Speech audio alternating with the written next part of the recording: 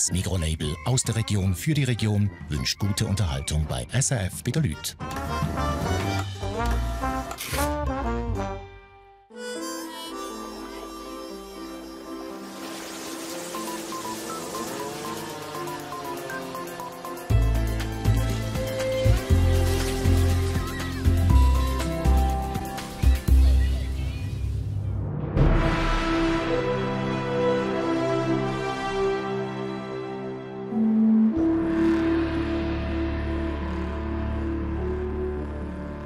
Die Schweiz. Das ist das Land der Berge, der Seen, der Flüsse, der Wälder und der Täler. Die Schweiz, das ist das Land mit den unglaublichsten Landschaften auf kleinstem Raum. Und auch wenn wir das Gefühl haben, wir kennen schon alles, die Schweiz ist das Land der unbekannten und vergessenen Flecken. Heute wird es explosiv. Gut, Nick, also klopft. Ich bin im Lötschental unterwegs, im Wallisertal mit den hohen Bergen und den urchigen Traditionen. Zum Beispiel dieser hier. Jackete. Und ich erlebe etwas vom Grössten, das ich je gemacht habe. Eine Landung auf dem ewigen Eis. Das ist SRF bei den Leuten Wunderland.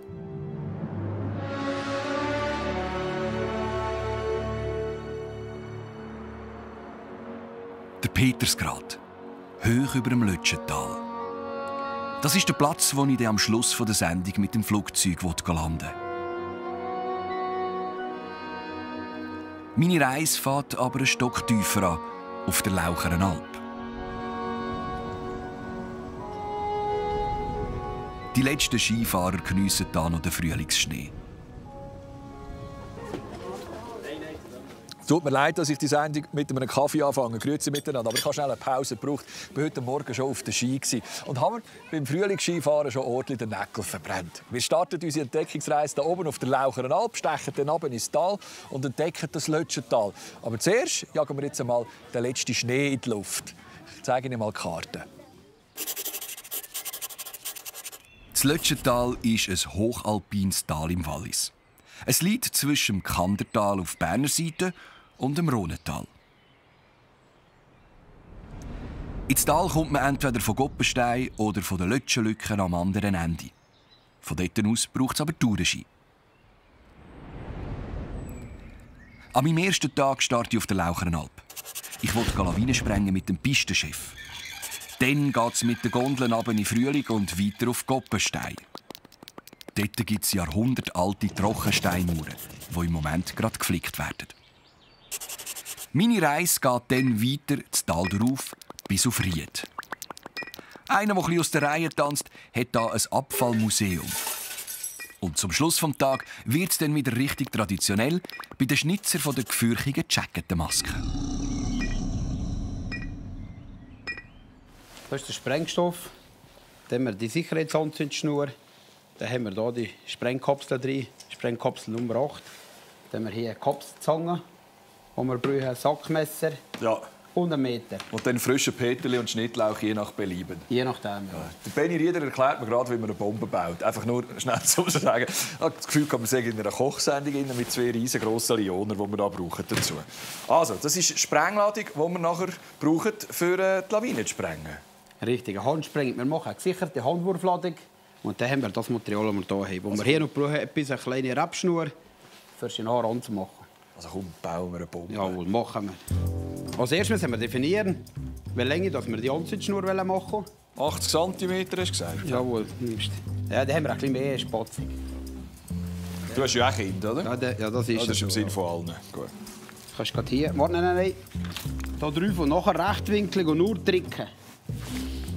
Diese Schnur entscheidet dann, wie lange es geht, bis es klopft. Jetzt geben wir dir eine Kapsel. Das ist das Heikelste. Das ist das Heikelste, jawohl. Jetzt kannst du einen rausnehmen.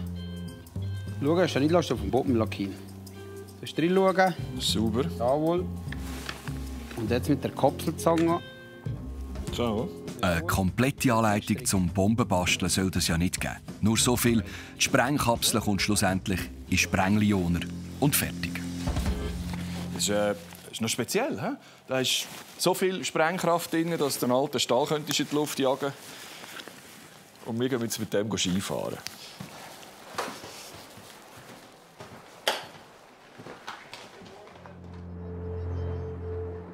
Im Tal unten ist zwar schon Frühling, oben im Skigebiet hat es in den letzten Tagen aber noch mal ordentlich Schnee hergerührt. Und an den steilen Hängen muss der drum weg. Vieles geht mit automatischen Sprenganlagen, aber eben nicht alles. Hast du nicht langsam genug vom Winter? Ja, so Ende der Saison merkt man schon, dass langsam genug heute unten ist. Aber es ist noch schön, jetzt am Schluss von der Saison.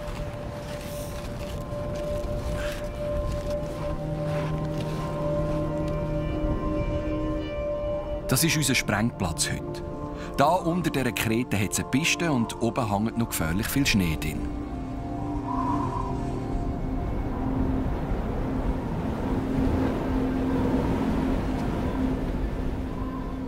Hast du jetzt geschaut, dass keine Skifahrer mehr unten auf der Piste sind?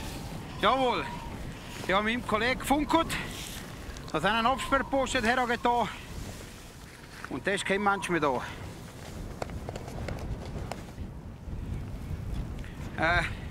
Das ist die Sprengladung. Und wir werden die nachher werfen. Uns.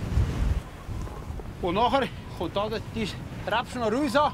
Und dann können wir gerade leicht zurückziehen, dass die Sprengladung auf der Schneeoberfläche ist. Und dann haben wir heute die beste Wirkung. Ist gut. Also los. 2 Minuten, bis es explodiert, ab dem Moment, wo es brennt. Richtig. Ich tue das in einem Tintholz jetzt brennen. Und dann geht die 4 Ja. geht da langsam durch. Klar. 2 Minuten bis der Kopf. Komm, zünd, ich habe kalt. Gut. Brauchen Dann wir wir warm. Zünder. Nehmen wir das da drauf. Okay, jetzt brennt. Jetzt kannst du das in der Hand halten. 2 Minuten. Nicht gut. Ja, es schmeckt wie am 1. August. Gut, kannst du mir die geben?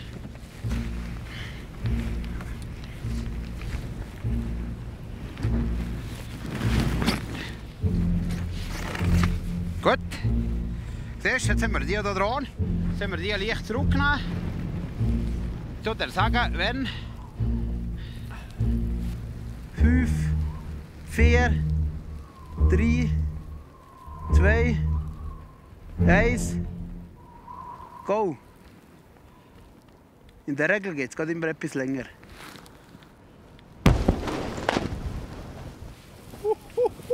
Gut, Nick, also geklappt.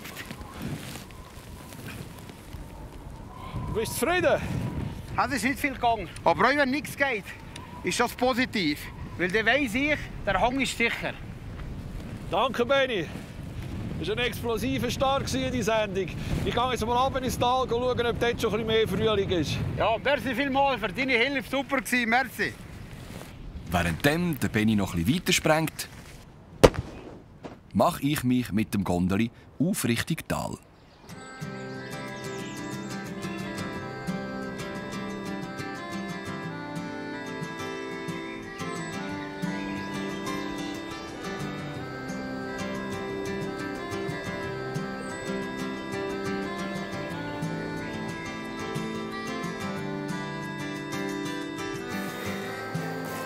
Mein nächstes Ziel ist Koppenstein, wo der Lötschberg-Tunnel ins Loch geht. Schon seit über 100 Jahren gibt es diese Strecke. Und im engen Tal mit den stotzigen Hängen hat man dann zum Schutz vor der Bahnstrecke Trockensteinmauern gebaut. Zu hundertenweise. Bis weit auf in die Berghänge. Die alten Mauern die werden heute zum Teil saniert in aufwendiger Handarbeit von Altino Volken.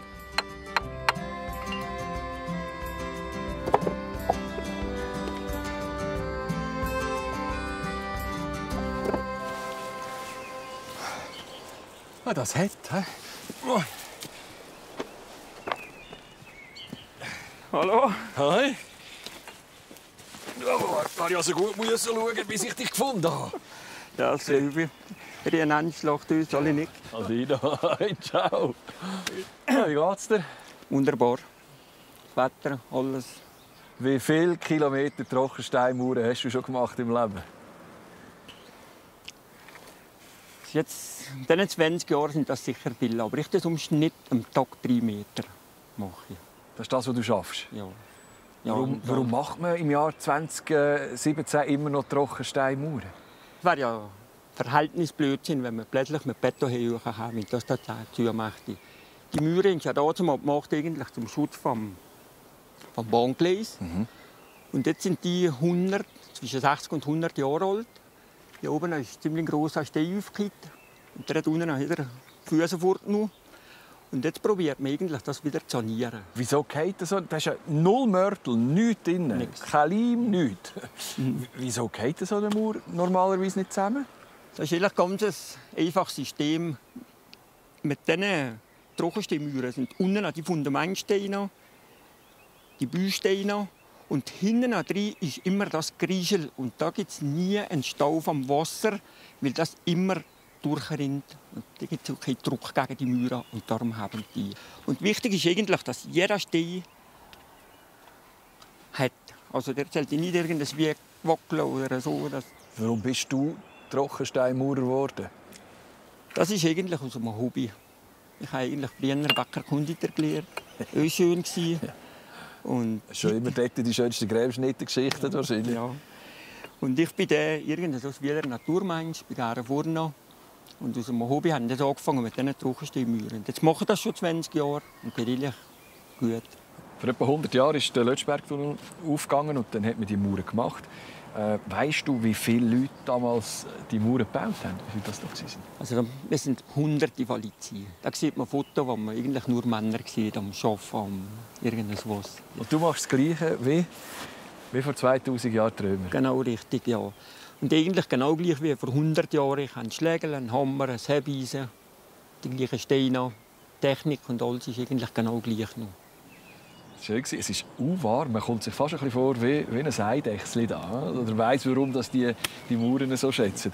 Ich gehe jetzt wieder rauf und ich vermute, hier oben im Tal ist noch wesentlich mehr Winter als da unten. Aldina, ganz herzlichen Dank. Viel Erfolg weiterhin. Danke schön. Mach's gut. Ciao, Nick. Hals- und Steinbruch.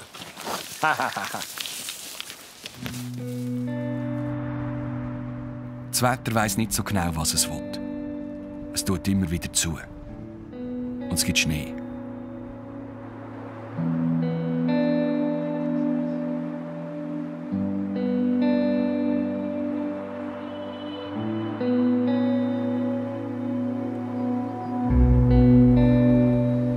Steinschlag, Lawinen.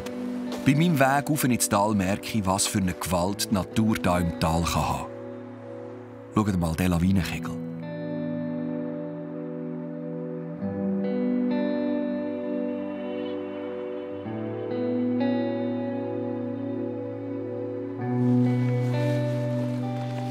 Das ist ein wildes Tal und da lebt der ein oder andere knorrige Typ. Und man hat mir gesagt, ich müsste unbedingt den Werner Bellwald kennenlernen.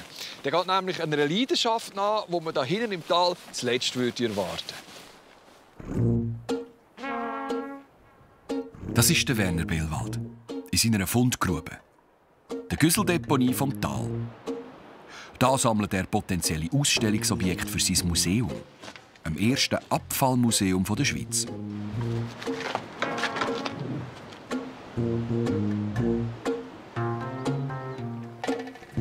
Werner, wo hast du mich herbestellt?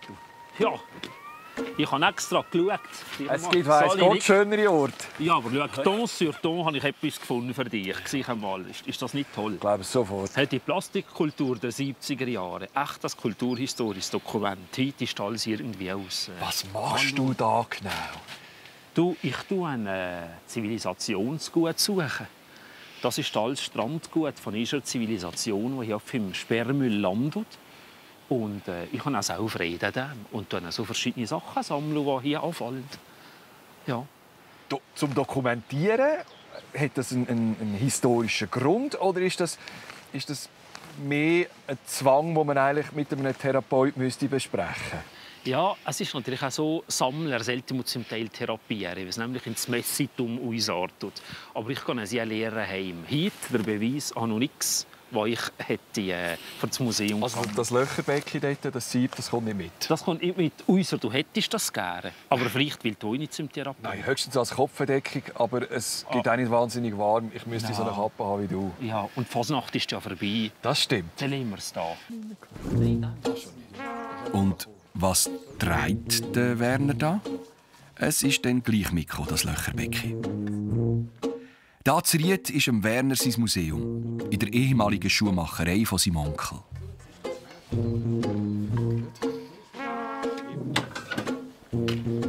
So. Komm hin, ha?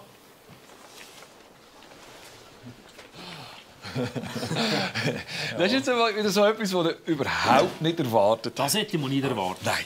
Also hier sind wir gerade direkt im Hauptquartier des Kehrichts. Und es hat Sachen da. Unglaublich. Alles vom Güssel.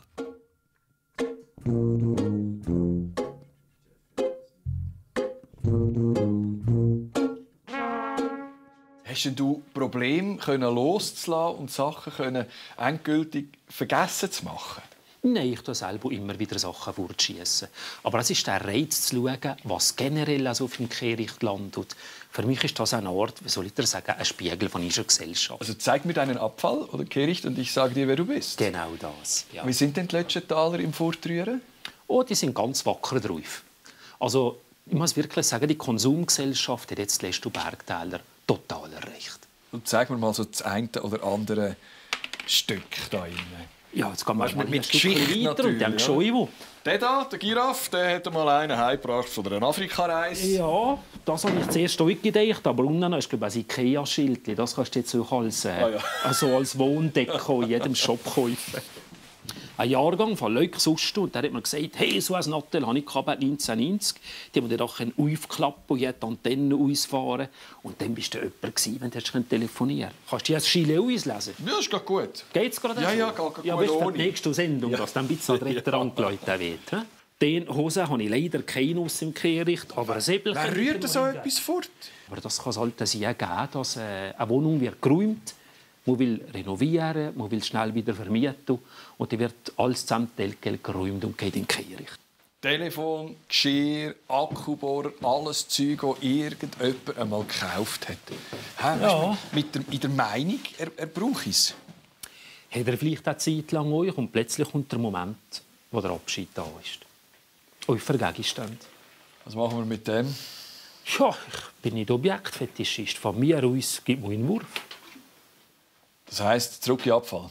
Warum nicht? Es findet keinen Platz. Ich sehe das nicht so eng hier. Ich hoffe, dass die Leute ganz viel Zeug wegrühren, oder? Dass du noch mehr Gegenstände hast, oder wünschst du dir das Gegenteil? Eigentlich solltest du weniger kaufen und weniger fortschießen. Gut.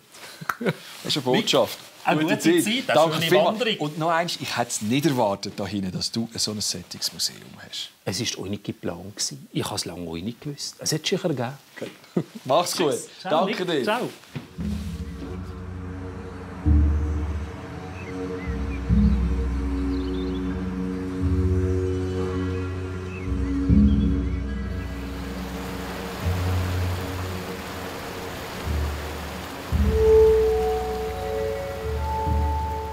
Ich bin zu Platten unterwegs. Wie im ganzen Lötschental gibt es eine Tradition, die man eher erwartet als Güssel sammeln.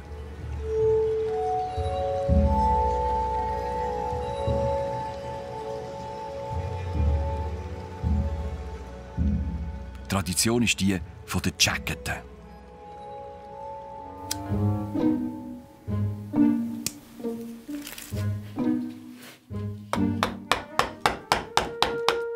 Und ich habe mit zwei abgemacht, die die gefürchigen Masken dazu schnitzen.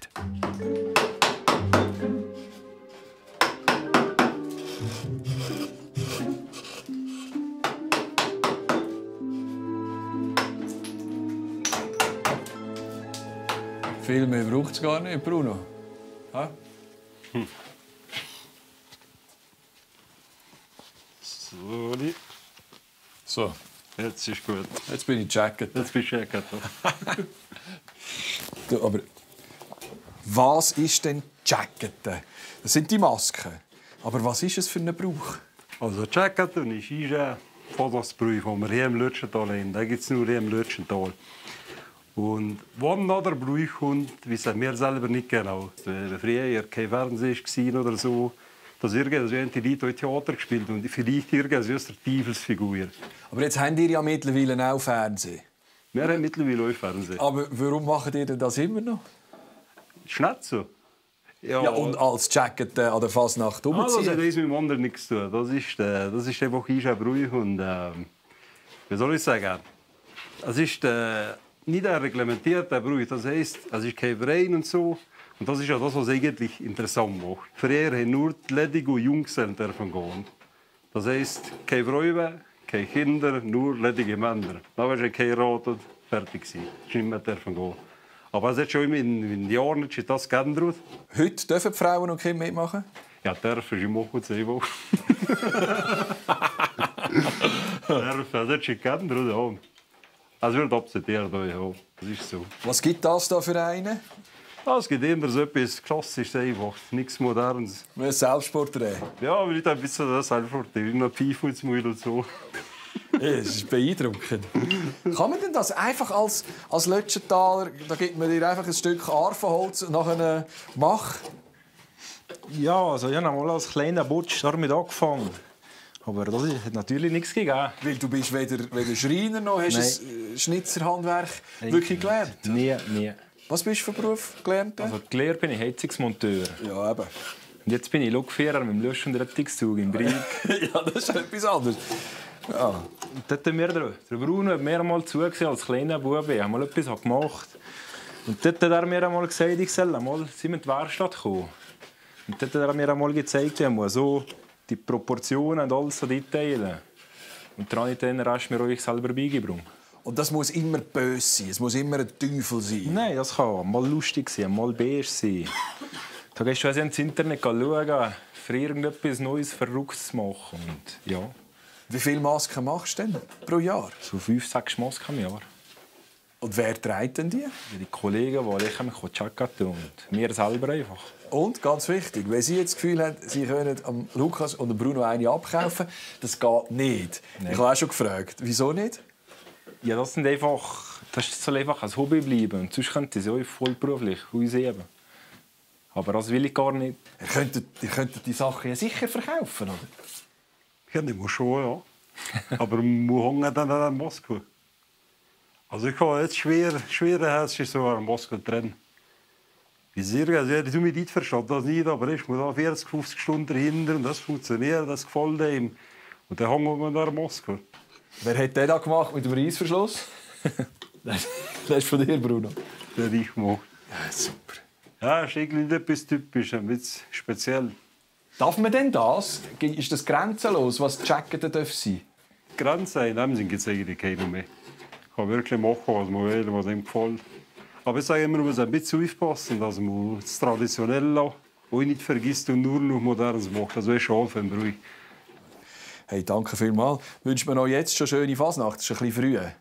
Aber ihr braucht auch noch einen Moment, bis die fertig sind. Bis es dann wieder losgeht im Februar. Also es wird schon mehrere Stück dieses Jahr geben. Und ich hatte meine Feuertaufe im Lötschentaler Dialekt. Ich habe fast jedes Wort verstanden, das du gesagt hast. Das verwundert mich. Das ist gar nicht mal so schlecht.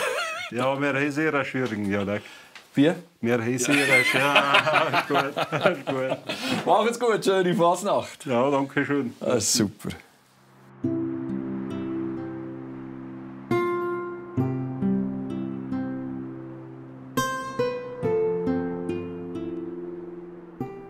Mehr Informationen zu der Gegend und dem Wettbewerb finden Sie übrigens auf unserer Homepage.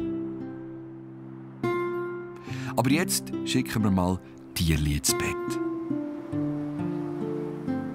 Fuße gut.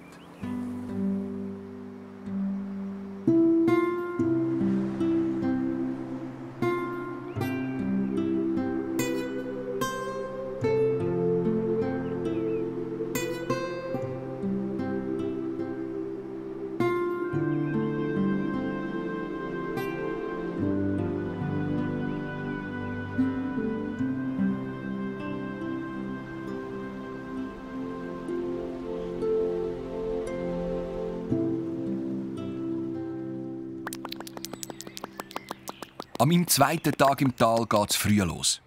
Ich will das Gletschertor besuchen, am Fuß vom Langgletscher.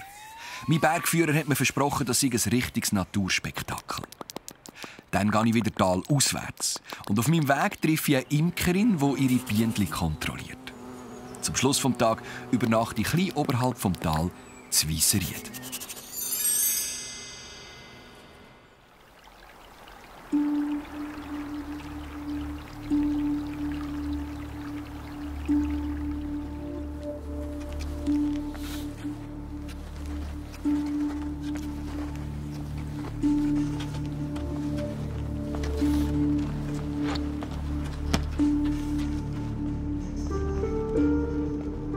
Ich bin unterwegs, ganz zuhinterst im Lötschental.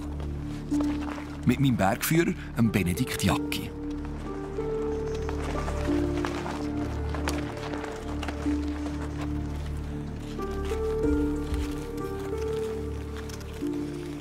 Der Benedikt und ich sind auf dem Weg zum Gletschertor. Was erwartet uns dort hinten?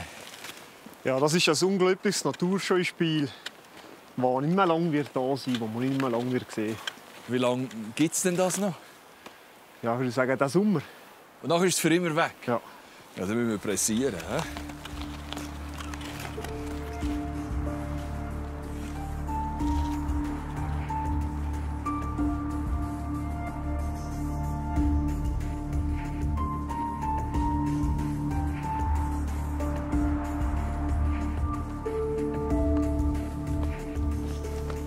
Zwei Stunden haben wir bis zum Langgletscher. Und dort gut versteckt ist der gewaltige Naturtunnel.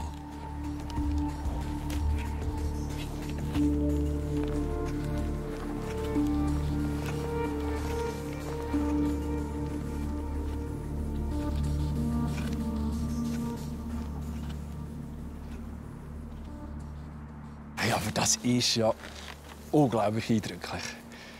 Gibt es das häufig, dass es so Gletschertore gibt? Also so kleinere Höhlen, das gibt es noch recht viel. Aber dass gerade so diese Dimension annimmt, ist natürlich schon sehr selten. Also ich kenne keine, die so gross ist, hier weit und breit. Kann man sagen, das ist so das letzte Aufbäumen von einem Gletscher? Ja, wenn es so viel zu sagen ist, das ist sicher ein guter Vergleich. Ja. Und nachher stirbt er? Ja. Also wir gehören zu den Letzten, wahrscheinlich, wo das Gletschertor noch so sehen. Ja, ich habe das Gefühl, wenn du jetzt gesehen hast, wie es im letzten Sommer größer ist geworden, habe ich nicht das Gefühl, dass das im nächsten Sommer wird überleben wird. Das wird zusammenbrechen. Und ja, man sieht es sind überall grosse Blöcke drunter. Können wir rein?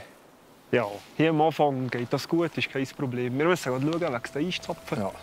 Aber geh du mal vor. Können wir mal schauen. Solche Gespässe sollte man aber wirklich nur mit einem erfahrenen Bergführer wie Benedikt machen. So schön wie es auch ist, schon nur drinnen rumstehen im Gletschertor ist gefährlich.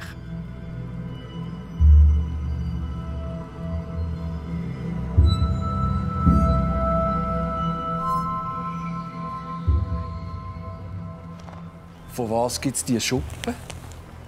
Ja, das ist von der Luft hier durchströmt, gibt es die Wellen im Eis. Und heute also zwischen diesen Schuppen ist es ja ganz glatt und darum flackert das Licht also durch die Höhle. Wie in einer Märchenwelt. Ja, mit dem Licht, das da drin ist es wirklich imposant.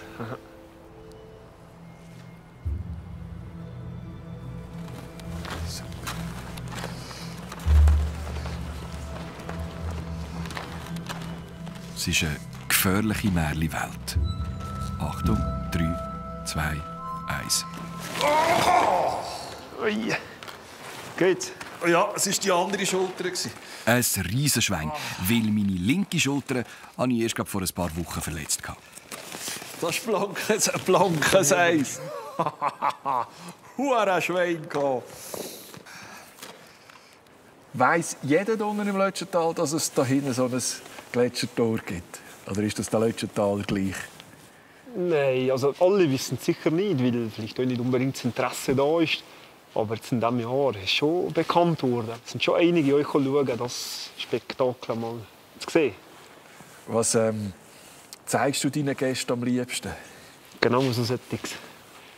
Wenn du auf einer Skitour bist, am Schluss kommst du über diesen Gletscher an. Und dann kannst du noch diesen Leuten so etwas zeigen. Das ist natürlich der Hammer. Bleibst du im Tal? Ja, ja. Das Leben lang? Aha. 100%? 100%, ja. Mir ist es nicht ganz 100% wohl, muss ich also sagen. Ich habe irgendwie das Gefühl da oben. Ja, es ist in Bewegung. Der Gletscher ist immer in Bewegung. Und es kann durchaus mal sein, dass mal ein Knacks geht. Oh, wir gehen raus. Ja. Achtung, das ist glatt.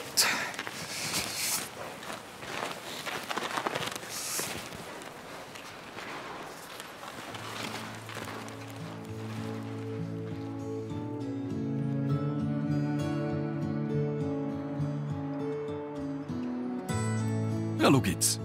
Während wir im Gletschertor waren, hat das Wetter auf schön umgestellt. Zum Glück, weil morgen möchte ich ja auf den Petersgrad fliegen.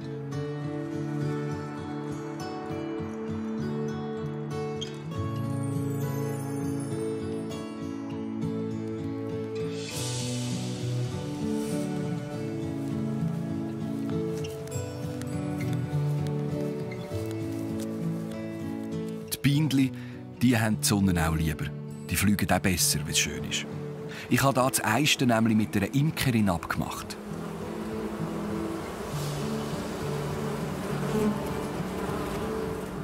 Die Annemarie Tanast will heute schauen, ob es ihren Bienenvölkern gut geht. Und 3-mal raten, wer der Handlanger ist. Was ist da drin? Da ist wirklich Tabak drin, so wie es schmeckt. Von Papa ein Pfeifentabak. Und wie raucht man die? Ja, jetzt müssen wir das zuerst. Das kommt da durch. Mhm. Also die tut man nur blasen. Also da tut man nur blasen. Ich zünde es an und jetzt musst du nur blasen. Fester. Der Rauch sollte die Bienen ein bisschen blem machen bei der Kontrolle. Noch ein bisschen fester. 0,5 Promille.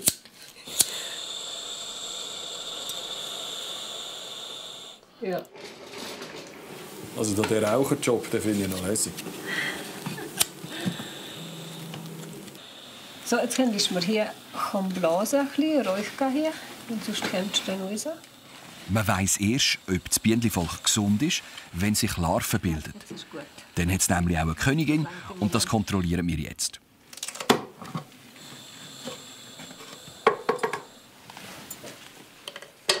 Jetzt sind sie fast ein bisschen bekifft, habe ich das Gefühl.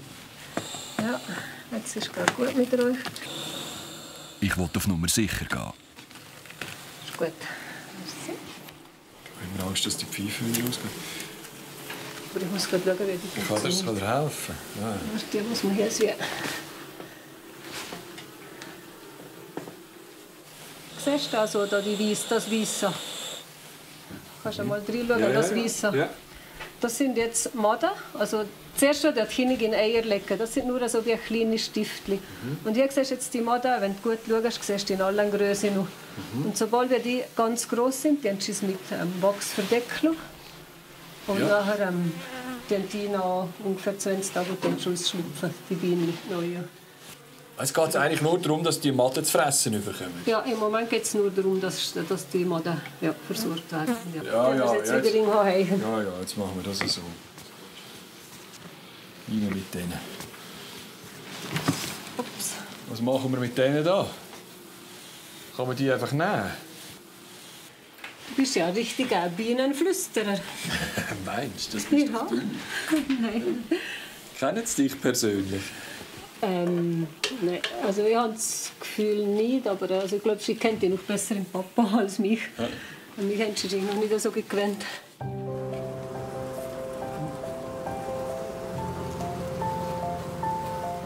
Lassen wir die Bienchen sein. Schliesslich ist es ein rechter Stressjob, den ganzen Honig zu sammeln. Paul Kalbermatten und Annemarie Tanast.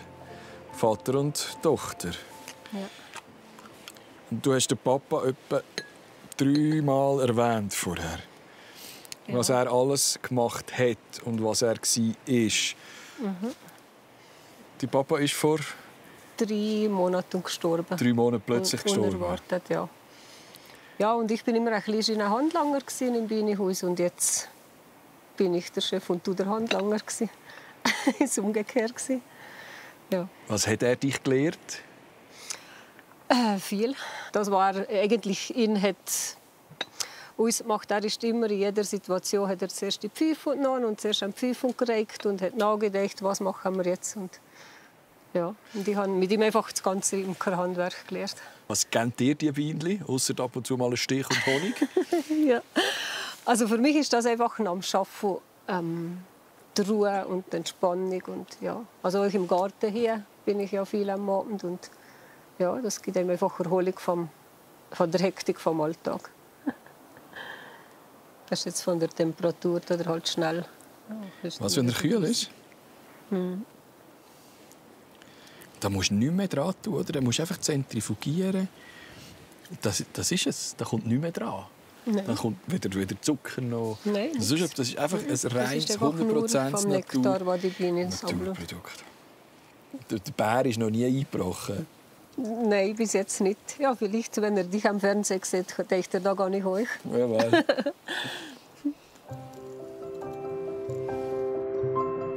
Die Nacht hatte ich einmal schon.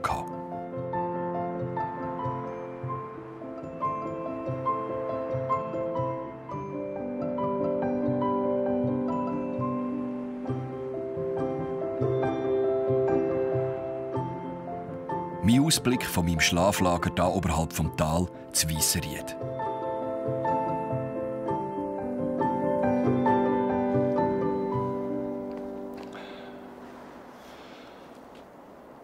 Du hörst nur noch die Lonza rauschen, sonst nichts.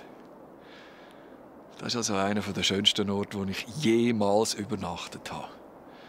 Gute Nacht, Bietschorn.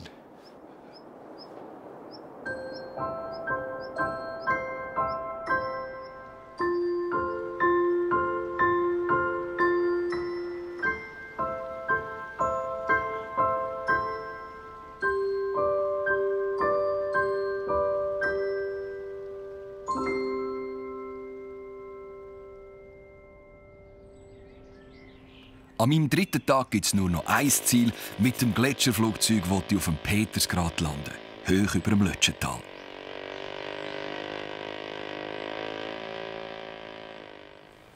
Okay, so. Achtung, kommt das durch? Das geht.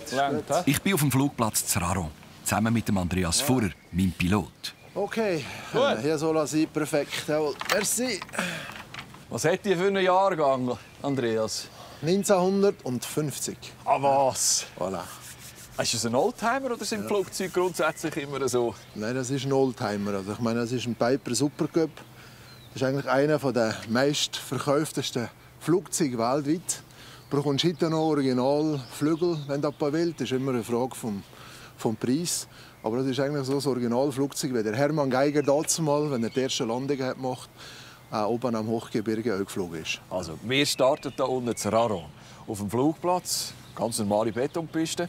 Und die Landung, die machen wir hier oben auf dem Gletscher. Genau, wir gehen jetzt Richtung Letschen. Also Kanton Letschen wäre ein eigener Kanton, das ist das Letschental. Wir fliegen hier zum Petersgrat. Ich bin gestern schauen. Es sollte gut aussehen vom Schnee, so 20er, 30er Schnee. Und dann versuchen wir eine Landung zu machen, eine, zwei. Ich habe sogar noch etwas zu essen dabei, machen vielleicht ein kleines Fondue. Dann wir schauen. Bist du so ein Abenteurer? Ja, ich bin am liebsten. Ich gehe am liebsten irgendwo in einer Schneehöhle liegen oder prüfen. Ich habe schon viel mit ihm oben auch übernachtet. Ich habe schon Schneehöhlen gegrabt, den Flieger vom Gletscher gelassen und nachher am nächsten Tag wieder zurückgekommen. Also das ist etwas, was ich... Komm, wir starten. Wenn ich dir irgendwie helfen kann, sagst du mir es, und sonst habe ich mich einfach still hinten in im Flugzeug. Einfach nicht uns kumpen. Achtung! Ja.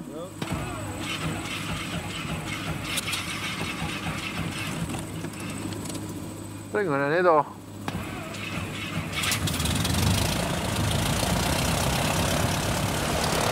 Wir sehen uns auf dem Gletscher wieder.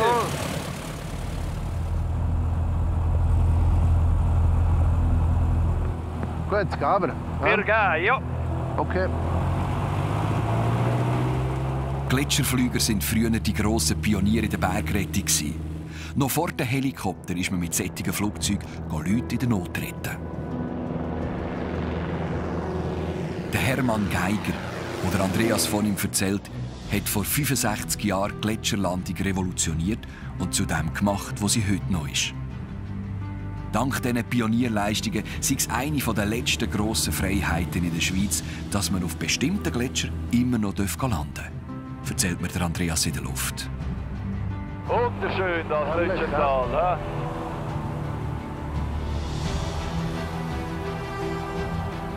Jetzt sind wir schon wieder Lauchern. Jawohl.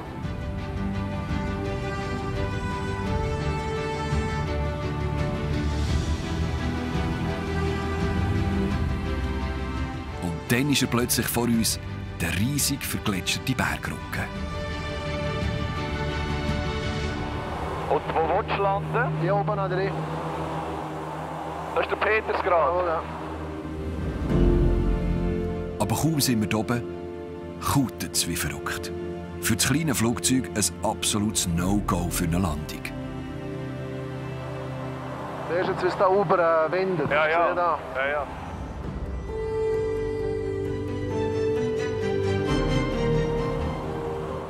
Ja, ganz ideal ist schon nicht. Okay. Wir machen noch einen zweiten Versuch. Und sonst müssten wir dann abbrechen.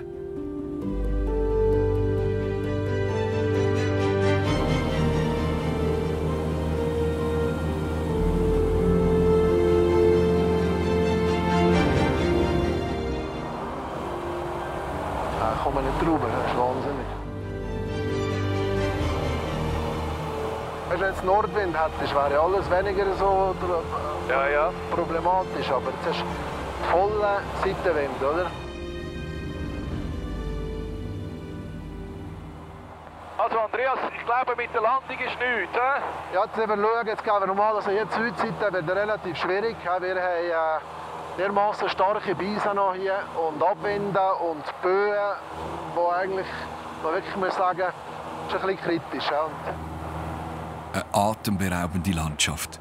Und der Andreas geht nicht so schnell auf und will schauen, ob es hinter dem Petersgrad auf Berner Grund weniger Wind hat. So, hier unten ist jetzt der Kanderfirn. Da hat jetzt der Hermann Geiger am 10. Mai 52 seine erste Landung gemacht. Ah, was? Jawohl. Und tatsächlich, da hat es deutlich weniger Wind. Der Andreas setzt zur Landung an und ich merke es nicht einmal.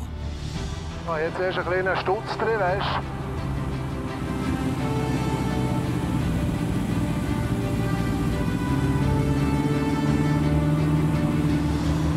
Schnee wäre perfekt, also besser kannst du es dann nicht machen. Sind wir gelandet? Wir sind gelandet, ja. Du bist ja wahnsinnig, ey.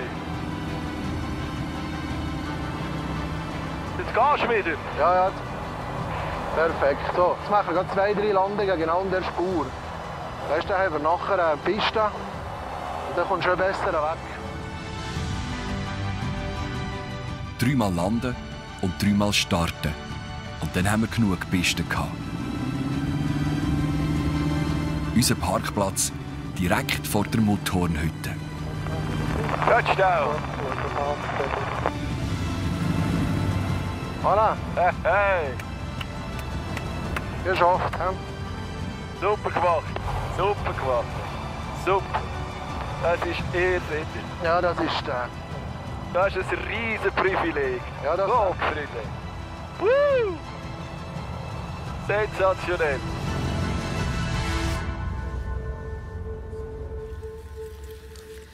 Ist gut, nimmst du noch einen Tee? Ich habe hier noch was. Das geht's ja nicht. So ein super Fondue auf dieser Höhe. Jetzt weiss ich, was du gemeint hast mit der letzten Freiheit. Hast du gesehen? Das ist genau das. Ich meine, das kannst du auf keinem Flugplatz. Das kannst du, ja, ich weiß nicht mehr, wo du das kannst.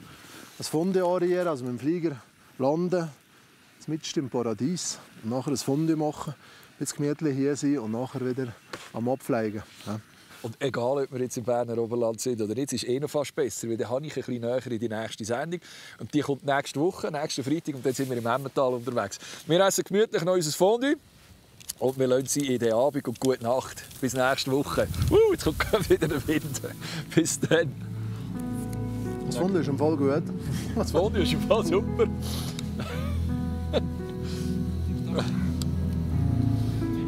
Da geht's jetzt weiter mit Auf und Davon Spezial. Und zwar wie Caroline und Daniel Schafer mit ihren Schlittenhunden in Schweden das Glück gefunden haben. Sie sahen SRF bei der Lüt mit Aus der Region für die Region, dem Mikrolabel für regionale Produkte.